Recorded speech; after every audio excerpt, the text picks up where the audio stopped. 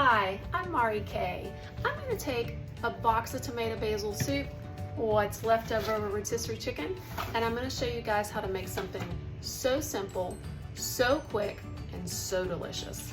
Follow along as I show you how to do this, and as always, follow me, Simply Mari Kay, Instagram, Pinterest, Facebook, YouTube, and as always, my food blog at simplymarikay.com. In my saucepan, I'm going to take my tomato basil soup, and then I'm going to add 1.5 cups of heavy whipping cream, stir, then I will take the chicken off the bone, and of course give a piece to Maggie, incorporate that, about 1/4 cup of Parmesan cheese, then I'm going to take some fresh broccoli, put that in, cover it. Of course, I've been boiling some pasta. Put that fresh pasta in there and enjoy.